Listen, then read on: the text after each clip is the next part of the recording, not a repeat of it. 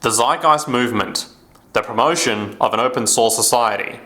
Mission statement, FAQ, and model. Our mission statement. Founded in 2008, the Zeitgeist Movement is a sustainability advocacy organization which conducts community-based activism and awareness actions through a network of global/regional chapters, project teams, annual events, media, and charity work. The movement's principal focus includes the recognition that the majority of the social problems which plague the human species at this time are not the result of some institutional corruption, scarcity, a political policy, a flaw of human nature, or other commonly held assumptions of causality in the activist community. Rather, the movement recognizes that issues such as poverty, corruption, collapse, homelessness, war, starvation, and the like appear to be symptoms born out of an outdated social structure. While intermediate reform steps and temporal community support are of interest to the movement, the defining goal here is the installation of a new socio-economic model based upon technically responsible resource management, allocation, and distribution through what would be considered the scientific method of reasoning problems and finding optimized solutions. This resource-based economic model is about taking a direct, technical approach to social management as opposed to a monetary or even a political one. It is about updating the workings of society to the most advanced and proven methods science has to offer, leaving behind the damaging consequences and limiting inhibitions which are generated by our current system of monetary exchange, profits, corporations, and other structural and motivational components. The movement is loyal to a train of thought, not figures or institutions. In other words, the view held is that through the use of socially targeted research and tested understandings in science and technology, we are now able to logically arrive at societal applications which could be profoundly more effective in meeting the needs of the human population. In fact, so much so that there is little reason to assume war, poverty, 95% of most crime, and many other 95% of most crime and many other money-based scarcity effects common in our current model cannot be resolved over time. The range of the movement's activism and awareness campaigns, the long-term view, which is the transition into a resource-based economic model, is a constant pursuit and expression, as stated before. However, in the path to get there, the movement also recognizes the need for transitional reform techniques along with direct community support. For instance, while monetary reform itself is not an end solution proposed by the movement, the merit of such legislative approaches are still considered valid in the context of transition and temporal integrity. Likewise, while food and clothes drives and other supportive projects to help those in need today is also not considered a long-term solution, it is still also considered valid in the context of helping others in a time of need, while also drawing awareness of the principal goal. The Zeitgeist Movement has no allegiance to a country or traditional political platforms. It views the world as a single system and the human species as a single family, and recognizes that all countries must disarm and learn to share resources and ideas if we expect to survive in the long run. Hence, the solutions arrived at and promoted are in the interest to help everyone on the planet Earth, not a select group. Frequently asked questions. What is the basic structure of the movement?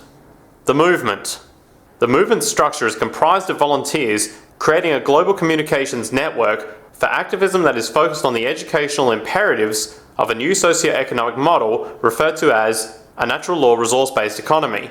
A more formal affiliation is attained by an individual's involvement in the movement via official chapters, usually comprised of city, state, or national level groups.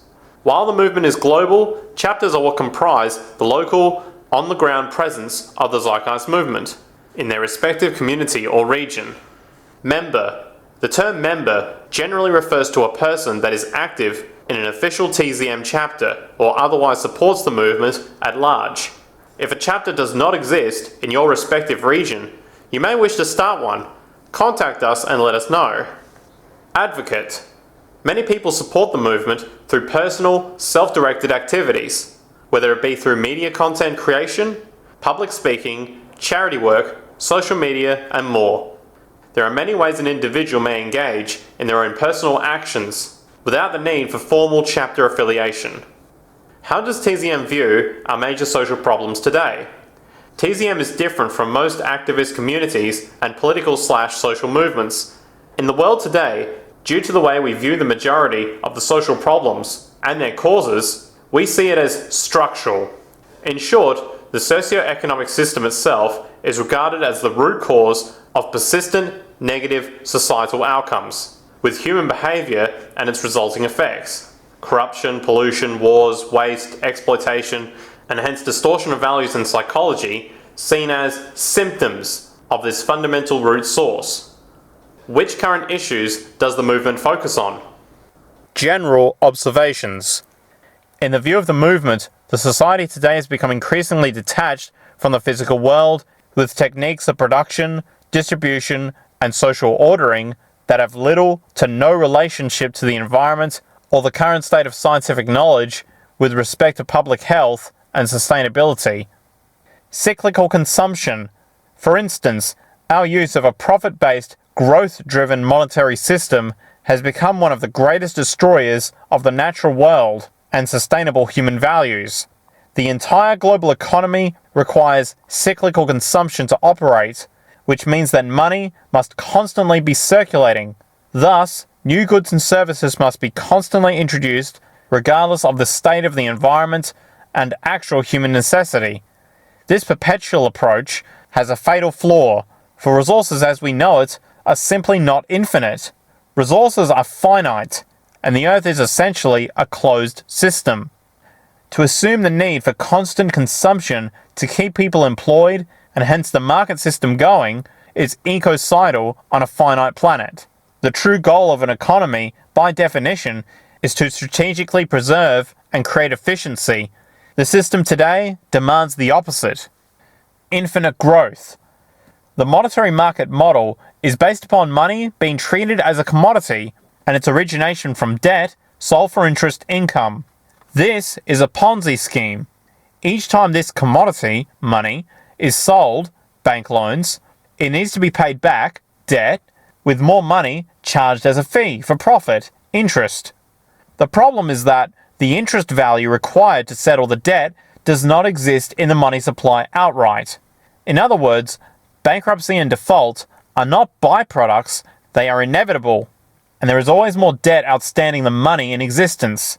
This creates a severe, offset monetary scarcity that oppresses many people on many levels. The value of scarcity. Likewise, the intents inherent within the monetary system derive a strategic edge from scarcity. This means that depleted resources are actually a positive thing for industry in the short term, for more money can be made of each respective unit. This is contextual to the monetary law of supply and demand, and hence value in economics. It creates a perverse reinforcement to ignore environmental problems and the negative consequences that create scarcity, not to mention reinforcing technically unnecessary human deprivation. This system does not/cannot meet the needs of many because it isn't financially efficient to do so. Problem/inefficiency equals profit. Similarly, the system also requires problems/constant consumer interests in order to work. The more people who have cancer or cars that break down, the better the economy, due to the servicing of those problems. Needless to say, it also generates an inherent disregard for human well-being and the environment. Sustainability, efficiency, and preservation are the enemies of this model. Cost efficiency and irresponsible obsolescence. There is also the cost efficiency mechanism that demands cutting expenses to remain competitive in the marketplace. Every single product created by a corporation today is immediately inferior by design. For the market requirement to cut creation costs in favor of lowering the output purchase price to maintain a competitive edge automatically reduces the quality of any given item by default. it is impossible to create the strategically best, long-lasting anything in our society, which translates into outrageous amounts of wasted resources and time. Likewise, this same mechanism is reinforcing the environmental disregard, depletion, and pollution that we see as a constant in the world today, among other issues. Waste and oppression of the human resource. As far as occupations today, we need to ask ourselves what the point is of a given focus and why it is necessary. The fact is, most jobs today are not directly related to the actual necessities of life. Rather, most are artificial concoctions created in order to keep people employed so they can maintain purchasing power in an environment where our technology continues to expand exponentially, displacing humans from the production force. It is a common statement in politics today to hear about creating jobs. Well, in theory, an occupation could be created where people are paid to sit in a room and test chewing gum all day, every day. But is that a viable use of the human mind? Should we relegate our mental capacity to any so-called job due to mere economic reasons, regardless of what it actually contributes to personal and or social development? This becomes even more bizarre as a train of reason when we realize that mechanization not only frees us from labor, but it is actually more efficient and productive due to the exponential advancement of science and technology. On a different level, the very reality that each human being is required to be put in a position of servitude to a corporation or client in order to gain income, to purchase the necessities of life, not only perpetuates the waste of the human mind and human life, it is also a form of oppression, slavery. If we combine the aforementioned infinite growth point above, regarding the debt pressure that is built into this system, we see that the combination of the guaranteed debt imbalance and the requirement to submit to labor, regardless of its purpose/effect, in order to gain monetary income to survival, is a structural form of oppression against the lower classes, who hold most of the debt and need for more periodic income. As noted, advancements in science and technology have shown that we can automate a great deal. The more we have applied mechanization to labor, the more productive things have become. Therefore, it is not only negligent for us to waste our lives waiting tables, working at a bus station, fixing cars, or other repetitive, monotonous jobs, it is also entirely irresponsible for us not to apply modern mechanization techniques to all industries where it is possible. For apart from strategic resource management, this is a powerful way to achieve balance and abundance for all the world's people, thus reducing crime, generating imbalances.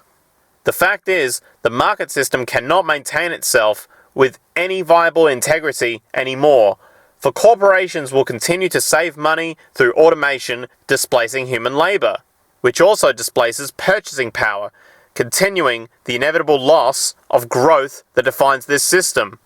In the end, today's society now has access to highly advanced technologies that can easily provide more than enough for all the Earth's people. This is possible through the implementation of an economy based on scientific resource management and applying modern methods.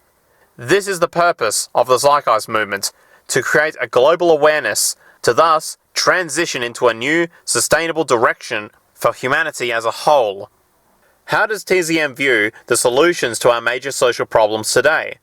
It appears that most solutions offered in the world today are framed within the current social order of monetary practice. For example, there are over 1 billion people starving in the world tend to utilize money in some fashion to enable the resources needed. TZM takes a very different view.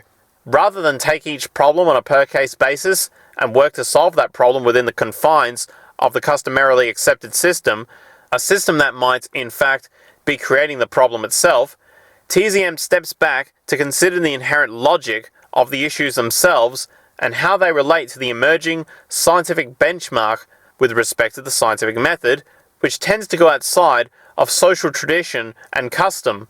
In the case of 1 billion people starving, the solution does not rest with the need for more donations, more governmental subsidies, or even legislation to limit possible causal abuse and exploitation of such regions, as those are not direct solutions since they do not relate to the mechanics of survival.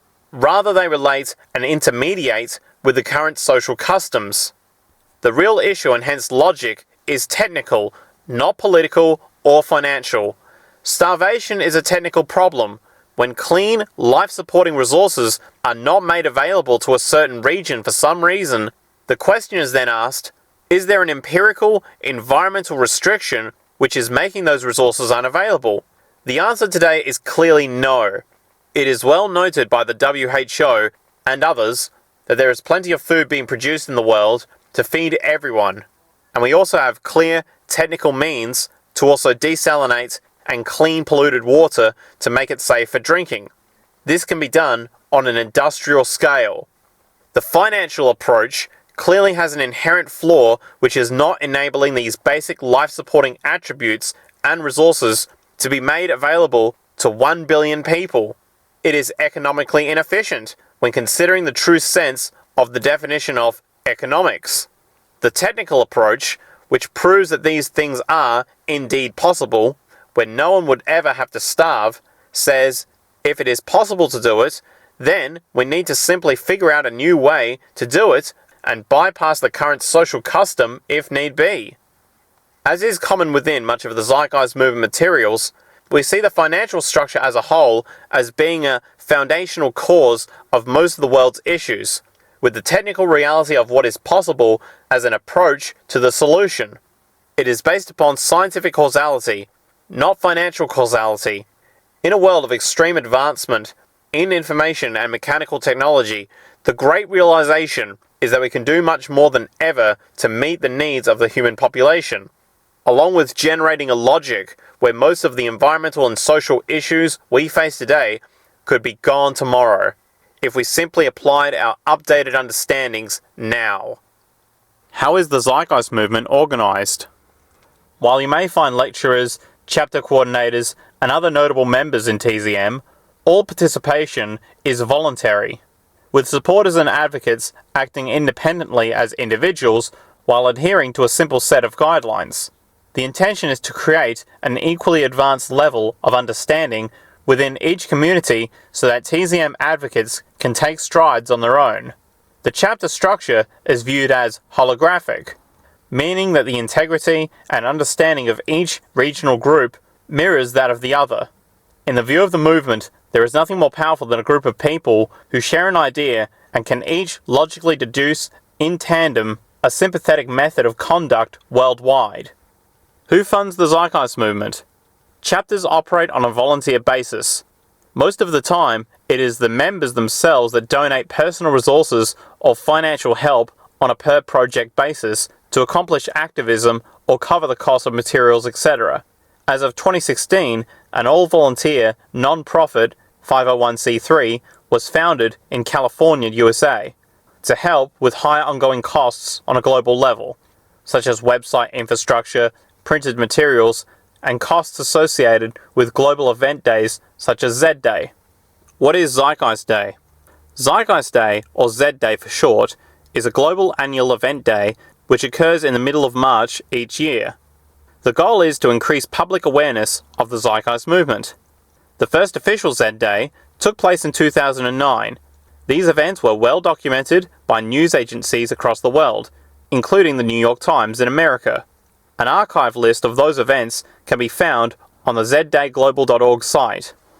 The 2010 Z Day had 330 sympathetic events occur in over 70 countries worldwide.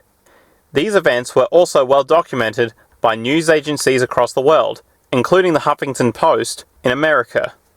A Zeitgeist Day event can take on many forms, ranging from a simple showing of DVD media to full lectures or interactive question and answer events, with chapter organizers in various regions. What is the Zeitgeist Media Festival? Recognizing the power of art and media to help change the world, the Zeitgeist Media Festival is an annual worldwide arts festival that occurs late each summer. The idea is to engage in the artistic community and their power to change values. It proposes that needed changes in the structural/economic workings of society can only manifest in tandem with a personal/social transformation of values in each of us. While intellectual knowledge serves its role of showing the path, many in the world follow their feelings, not knowledge. The Zeitgeist Media Festival works to bridge those levels while also illuminating a focus where improving the world is no longer considered a fringe or even dangerous pursuit, but rather the highest and most honourable level of personal/social integrity we have. The Zeitgeist Media Festival also globally works with local food drives to directly help the many homeless and suffering. Is the Zeitgeist Movement related to Peter Joseph's film series? No. The Zeitgeist documentary series was the inspiration for the Zeitgeist Movement, due to their popularity and overall message of seeking truth, peace, and sustainability in society. While the word Zeitgeist is associated with Peter Joseph's film series, Zeitgeist the Movie, Zeitgeist Addendum, and Zeitgeist Moving Forward, these films are personal artistic expressions of the filmmaker himself, with the call to found a global movement at the end of the documentary Zeitgeist Addendum. The term zeitgeist can be defined as the general intellectual, moral, and cultural climate of an era. The term movement implies motion and change. Therefore, the Zeitgeist Movement can be seen as a social movement that urges change in the dominant intellectual, moral, and cultural climate of the time. How do I learn about TZM in detail? Aside from numerous global lectures that can be found online and via our YouTube channel, there is a 320-page book, TZM Defined, available for free in PDF form on this site that is the most in-depth written work regarding the movement's train of thought. This work is also being sold at cost in paperback form via Amazon. How to connect to TZM's online voice chat, TeamSpeak. The Zeitgeist Movement has a TeamSpeak server organized with many chat rooms to enable group conferences for the whole movement. Please download and install the software TeamSpeak and then log in with these details in the connection window. Server voice.thezeitgeistmovement.com, password TS_129TZM. Rules of conduct, structure, and server policy available here. To get a channel for your national chapter, team, or international project, please email tsadmin@thezeitgeistmovement.com. After you have done that, your application will be reviewed for integrity and you'll receive an email with further instructions. About the Natural Law Resource-Based Economy, NLRBE. What are some of the central characteristics of the solution proposed? Automation of labour. As the trend of what appears to be an exponential increase in the evolution of information technology, robotics, and computerization continues, it is apparent that human labour is becoming more and more inefficient in regard to meeting the demands necessary for supporting the global population. From the beginning of the Industrial Revolution, we have seen an increasing trend toward technological unemployment, which is the phenomenon where humans are replaced by machines in the workforce. This trend, while debatable in regard to its ultimate long-term effect on employment, creates a propensity to displace the worker and hence the consumer, slowing consumption. That stated, this issue is actually overshadowed by a social imperative that the use of machine labor mechanization is provably more efficient than human performance in virtually all sectors.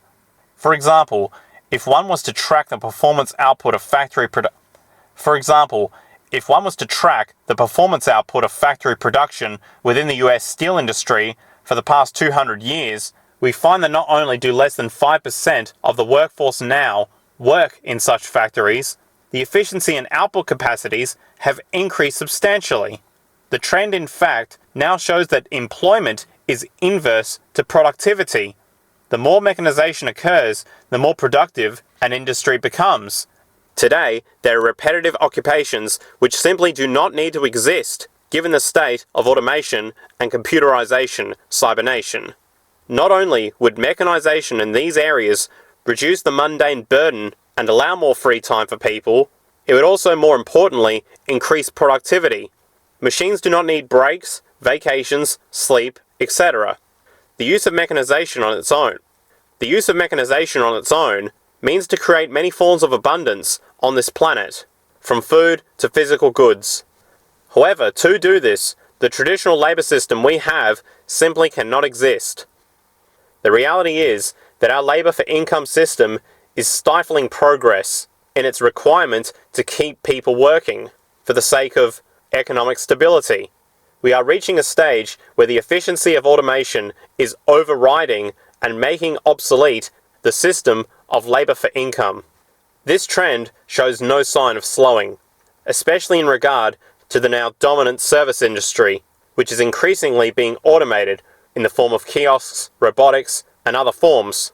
Likewise, due to the phenomena related in Moore's law and the growing in expense of computers and machines, it is likely that it is simply a matter of time before corporations simply can no longer rationalize keeping human labor anymore, as the automation systems will become too cheap.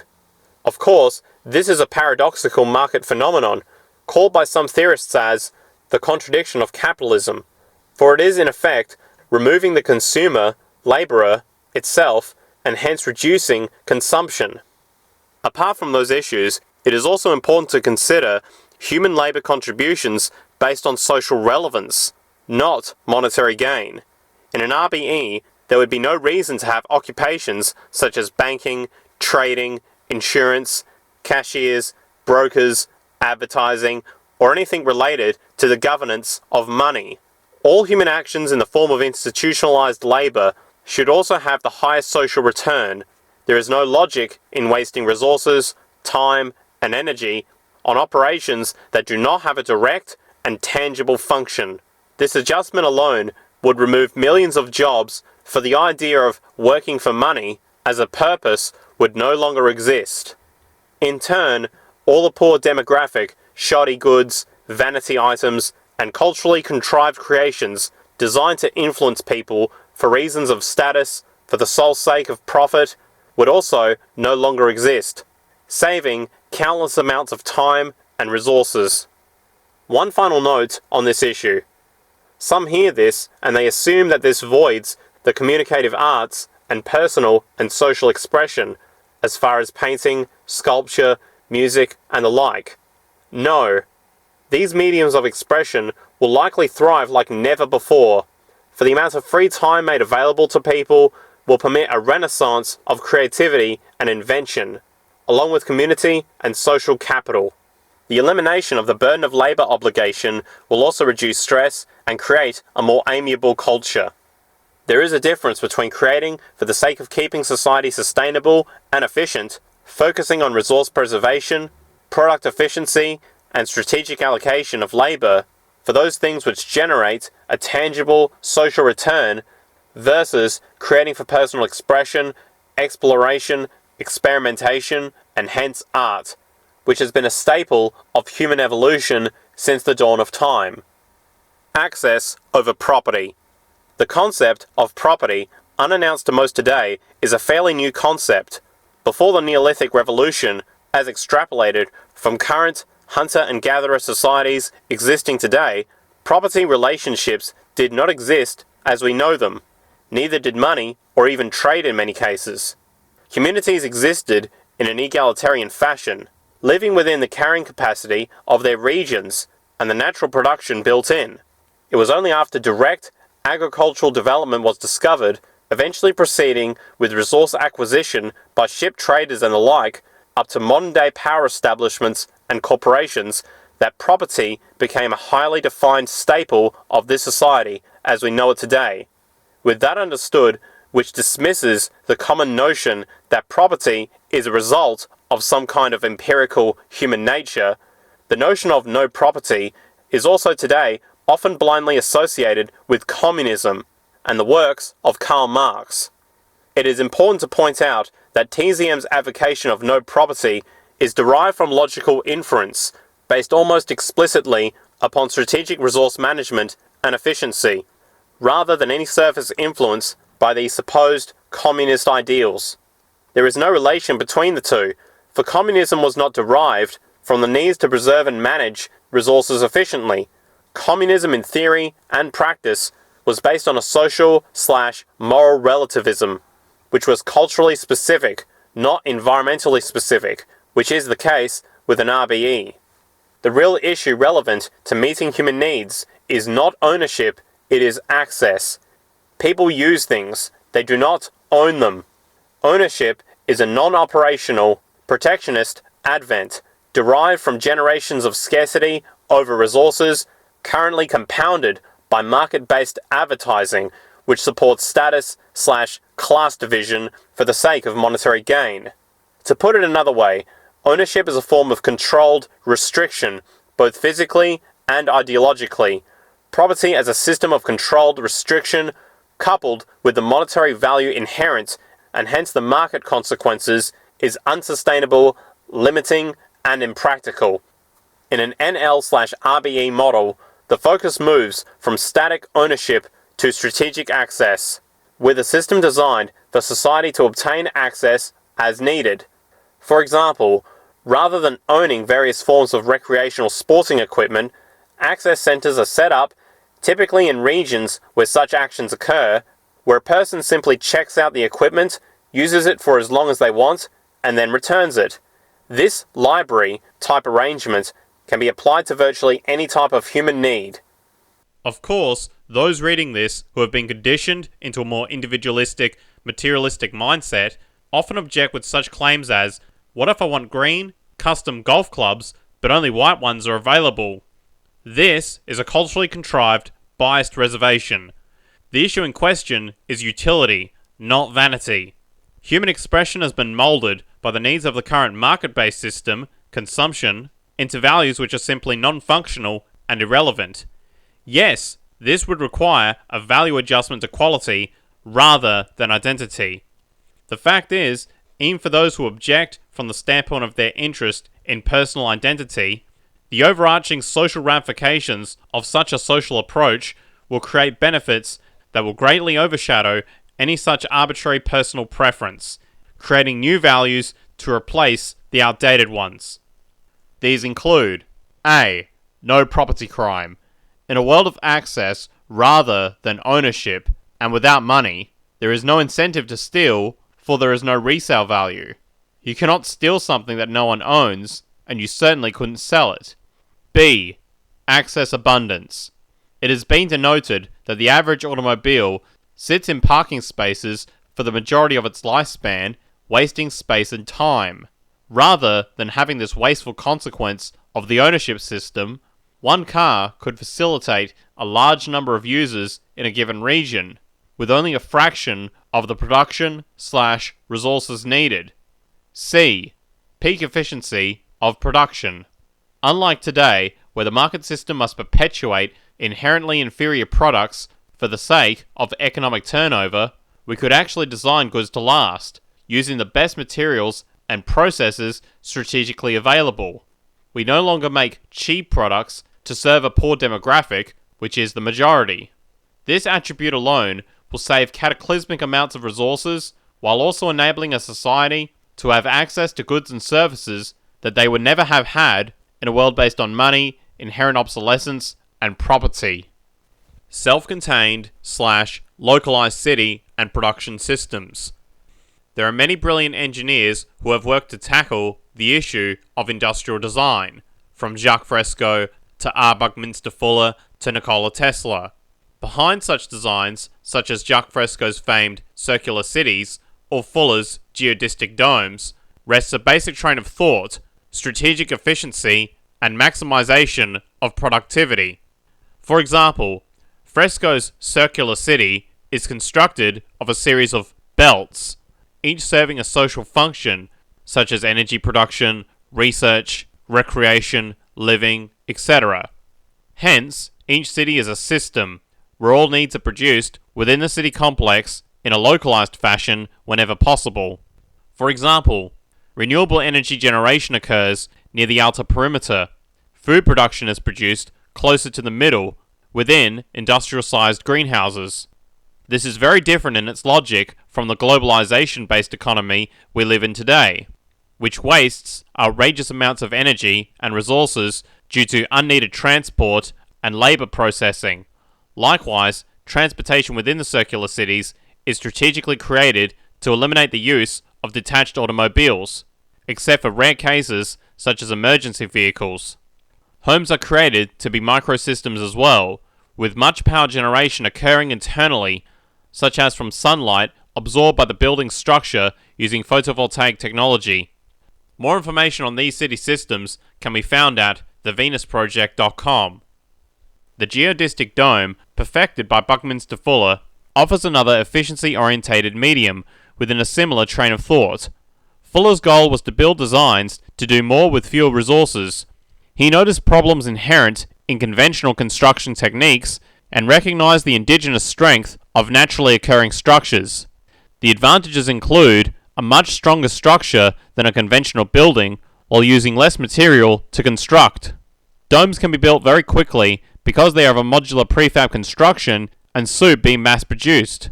They also use less energy to keep warm/cool than a conventional box structure. More information can be found at bfi.org. In the end, the fundamental interest is, again, sustainability and efficiency on all levels, from the housing design to the earth design. The market system actually fights this efficiency due to the broken, competitive nature inherent. Technological unification of Earth via systems approach. We live in a symbiotic/synergistic planetary ecosystem, with a cause-effect balance reflecting a single system of earthly operation. Buckminster Fuller defined this well when he referred to the planet as Spaceship Earth. It is time we reflect this natural state of affairs in our societal affairs on this planet. The fact of the matter is that human societies, which are dispersed across the globe, require resources which are also ununiformly dispersed across the globe. Our current procedure for enabling resource distribution comes in the form of corporations which seek and claim ownership of our earthly resources, which they in turn sell to others in the name of profit. The problems inherent in this practice are numerous, again due to the self-interest-based disposition inherent in selling anything for personal gain, as denoted above. But in the larger scheme of things, this is only a partial issue when it comes to the reality that we live on a finite planet and where resource management and preservation should be the number one concern in regard to human survival, especially with the population explosion of the last 200 years. 2 people are born every second on this planet, and each one of those humans needs a lifetime of food, energy, water, and the like. Given this fundamental need to understand what we have, the rates of depletion, and invariably the need to streamline industry in the most efficient, productive way, a global system of resource management must be put in place. It is just common sense. This is an extensive subject when one considers the technical, quantitative variables needed for implementation. However, for the sake of overview, it can be stated that the first step is a full global survey of all earthly resources. Then, based on a quantitative analysis of the properties of each material, a strategically defined process of production is constructed from the bottom up, using such variables as negative retroactions, renewability, etc. More on this can be found in the section called Project Earth in the ZM lecture called Where Are We Going? Then consumption statistics are accessed, rates of depletion become monitored, distribution is logically formulated, etc. In other words, it is a full systems approach to earthly resource management, production, and distribution with the goal of absolute efficiency, conservation, and sustainability, given the mathematically defined attributes as based on all information at the time, along with the state of technology at the time. The parameters for social operation within the industrial complex become self-evident, with decisions arrived at by way of computation, not human opinion. This is where computer intelligence becomes an important tool for social governance, for only the computation ability/programming of computers can access and strategically regulate such processes efficiently and in real time. This technological application is not novel. It is simply scaled out from current methods already known. The scientific method as the methodology for governance. The application of the scientific method for social concern is an oft-repeated mantra for the basis of the social operation in a resource-based economy model. While the obviousness of this in regard to industry is simple enough to understand, it is important to also realize its value in regard to human behavior.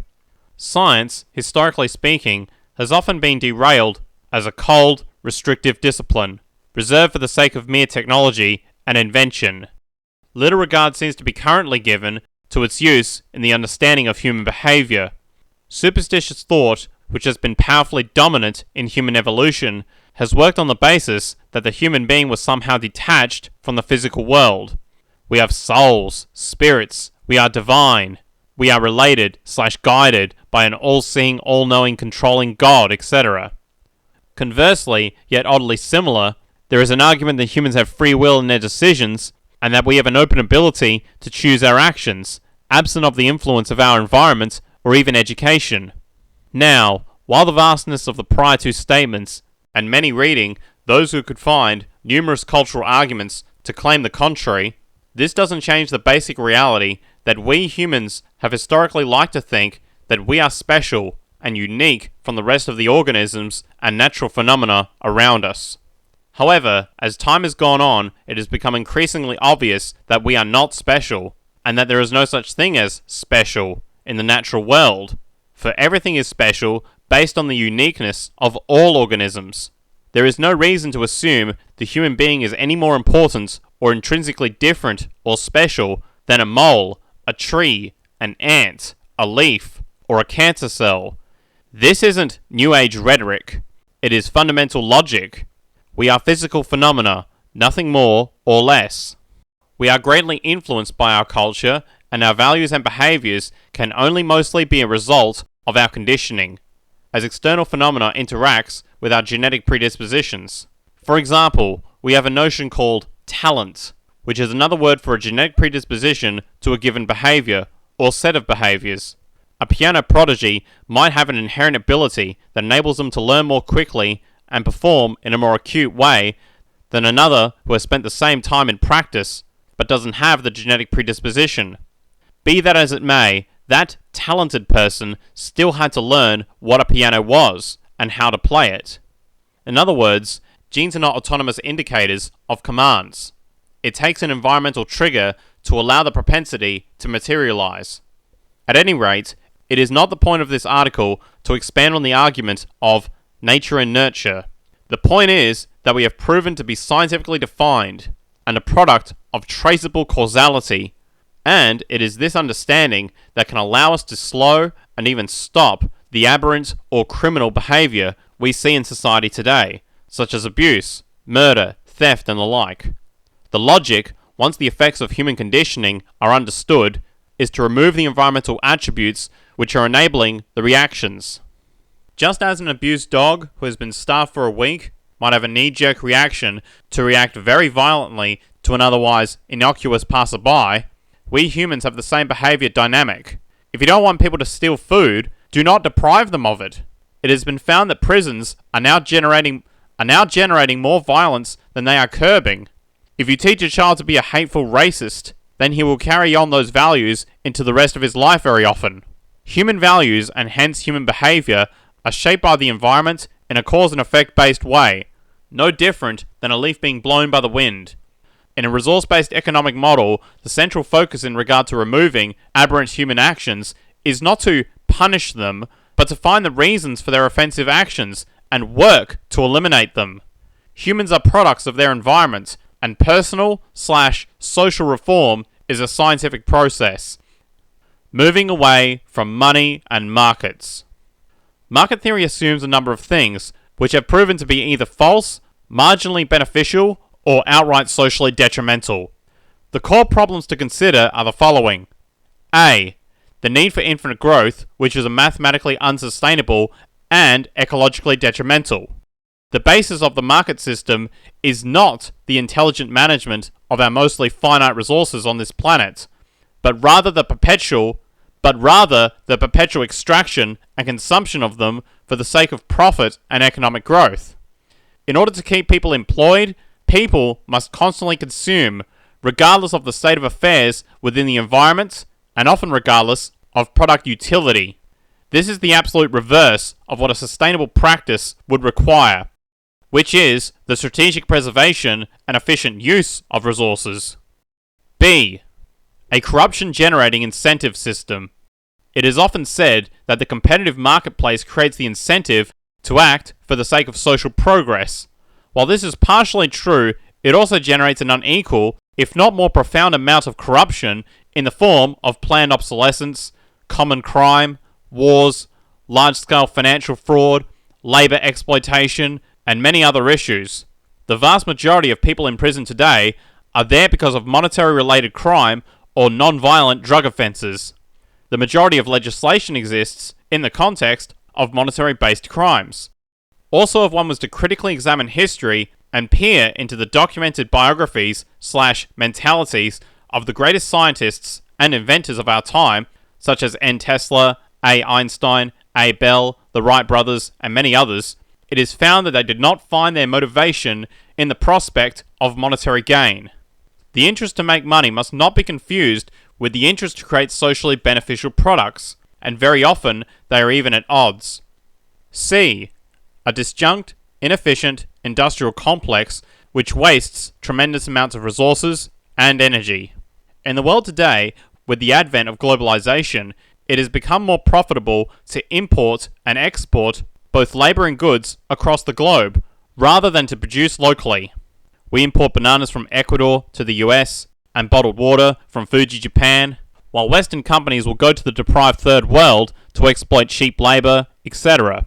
Likewise, the process of extraction, to component generation, to assembly, to distribution of a given good, might cross through multiple countries for a single final product, simply due to labour and production costs/property costs. This cost efficiency generates extreme technical inefficiency, and is only justifiable within the market system for the sake of saving money. In a resource-based economy model, the focus is maximum technical efficiency. The production process is not dispersed, but made as centralized and fluid as possible, with elements moving the very least amount, saving what would be tremendous amounts of energy and labor as compared to methods today. Food is grown locally whenever possible, which is most of the time, given the flexibility of indoor agriculture technology today, while all extraction, production, and distribution is logically organized to use as little labor/transport/space as possible, while producing the strategically best possible goods. See more below. In other words, the system is planned to maximize efficiency and minimize waste. D. A propensity for establishments. Very simply, established corporate/financial orders have a built-in tendency to stop new, socially positive advents from coming to fruition if there is a foreshadowed loss of market share, profit, and hence power. It is important to consider the basic nature of a corporation and its inherent need for self-perpetuation. If a person starts a company, hires employees, creates a market, and becomes profitable, what has thus been created, in part, is the means for survival for a group of people, since each person in that group typically becomes dependent on that organization for income. A natural, protectionist propensity is created, whereas anything that threatens the institution thus threatens the well-being of the group/individual. This is the fabric of a competition mindset. While people think of free market competition as a battle between two or more companies in a given industry, they often miss the other level, the competition against new advents, which would make them obsolete outright. The best way to expand on this point is to simply give an example, such as the US government and big oil collusion to limit the expansion of the fully electric car, EV, in the US. This issue was well presented and sourced in the documentary called Who Killed the Electric Car? The bottom line here is that the need to preserve an established order for the sake of the well-being on those on the payroll leads to an inherent tendency to stifle progress. A new technology which can make prior technology obsolete will be met with resistance unless there is a way for the market system to absorb it in a slow fashion, allowing for a transition for the corporations, i.e. the perpetuation of hybrid cars in the US as opposed to the fully electric ones which could exist now in abundance. There is also a large amount of evidence that the FDA has engaged in favoritism/collusion with pharmaceutical companies to limit/stop the availability of advanced progressive drugs which would void existing/profitable ones. In a resource-based economy, there is nothing to hold back development/implementation of anything. If safe and useful, it would immediately be implemented into society with no monetary institution to thwart the change due to their self-preserving monetary nature. E. An inherent obsolescence which creates inferior products immediately due to the need to stay competitive. This little recognized attribute of production is another example of the waste which is created in the market system. It is bad enough that multiple companies constantly duplicate each other's items in an attempt to make their variations more interesting for the sake of public consumption, but a more wasteful reality is that due to the competitive basis of the system, it is a mathematical certainty that every good produced is immediately inferior the moment it is created, due to the need to cut the initial cost basis of production and hence stay competitive against another company, which is doing the exact same thing for the same reason. The old free market adage, where producers create the best possible goods at the lowest possible prices, is a needlessly wasteful fantasy and detrimentally misleading, for it is impossible for a company to use the most efficient material or processes in the production of anything, as it would be too expensive to maintain a competitive cost basis. They very simply cannot make the strategically best. Physically, it is mathematically impossible. If they did, no one would buy it, for it would be unaffordable due to the values inherent in the high quality materials and methods. Remember, people buy what they can afford to. Every person on this planet has a built-in limit of affordability in the monetary system. So, this generates a feedback loop of constant waste via inferior production to meet inferior demand. In a resource-based economic model, goods are created to last, with the expansion and updating of certain goods built directly into their design, and with recycling strategically accessed as well, limiting waste. You will notice the term strategically best was used in the statement above.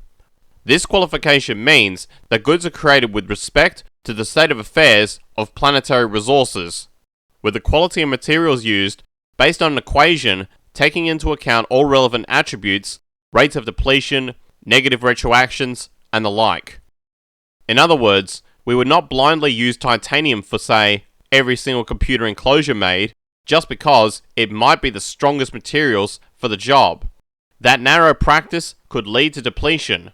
Rather, there would be a gradient of material quality which would be accessed through analysis of relevant attributes, such as comparable resources, rates of natural obsolescence for a given item, statistical usage in the community, etc. These properties and relationships could be accessed through programming, with the most strategically viable solution computed and output in real time. It is a mere issue of calculation. F. A propensity for monopoly and cartel due to the basic motivation of growth and increased market share. This is a point that economic theorists will often deny under the assumption that open competition is self-regulating and that monopolies and cartels are extremely rare anomalies in a free market system. This invisible hand assumption holds little validity historically, not to mention the outstanding legislation around this issue which proves its infeasibility. In America, there have been numerous monopolies, such as Standard Oil and Microsoft. Cartels, which are essentially monopolies by way of collusion between the largest competitors in an industry, are also present to this day, although perhaps less obvious to the casual observer. In any case, the free market itself does not resolve these issues. It always takes the government to step in and break up the monopolies. The more important point is that in an economy based on growth, it is only natural for a corporation to want to expand and hence dominate. After all, that is the basis of economic stability in the modern world: expansion. Expansion of any corporation always gravitates toward monopoly or cartel, For, again, the basic drive of competition is to outdo your competitor.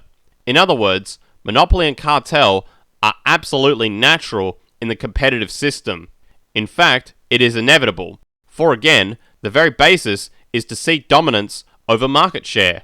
The true detriment of this reality goes back to the point above, the inherent propensity for an establishment to preserve its institution. If a medical cartel is influencing the FDA, then new ideas which void that cartel's income sources will often be fought, regardless of the social benefits being thwarted. G. The market system is driven, in part, by scarcity. The less there is of something, the more money that can be generated in the short term. This sets up a propensity for corporations to limit availability, and hence deny production abundance. It is simply against the very nature of what drives demand and creates abundance. The Kimberley diamond mines in Africa have been documented in the past to burn diamonds in order to keep prices high. Diamonds are rare resources which take billions of years to create. This is nothing but problematic. The world we live in should be based on the interest to generate an abundance for the world's people, along with strategic preservation and streamlined methods to enable that abundance. This is the central reason why, as of 2010, there are over 1 billion people starving on the planet. It has nothing to do with an inability to produce food, and everything having to do with an inherent need to create/preserve scarcity for the sake of short-term profits. Abundance, efficiency, and sustainability are, very simply, the enemies of profit. This scarcity logic also applies to the quality of goods. The idea of creating something that could last, say, a lifetime, with little repair is an anathema to the market system, for it reduces consumption rates, which slows and creates systemic repercussions, loss of jobs, etc. The scarcity attribute of the market system is nothing but detrimental for these reasons. Not to mention that it doesn't even serve the role of efficient resource preservation, which is also claimed. While supply and demand dictates that the less there is of something, the more it will be valued, and hence the increased value will limit consumption, reducing the possibility of running out, the incentive to create scarcity, coupled with the inherent short-term reward which results from scarcity-driven base prices, nullifies the idea that this enables strategic preservation. We will likely never run out of oil in the current market system. Rather, the prices will become so high that no one can afford it, while those corporations who own the remaining oil will make a great deal of money off of the scarcity, regardless of the long-term social ramifications. In other words, remaining scarce resources existing in such high economic value that it limits their consumption is not to be confused with preservation that is functional and strategic. True strategic preservation can only come from the direct management of the resource in question in regard to the most efficient technical applications of the resource in industry itself, not arbitrary service price relationships absent of rational allocation.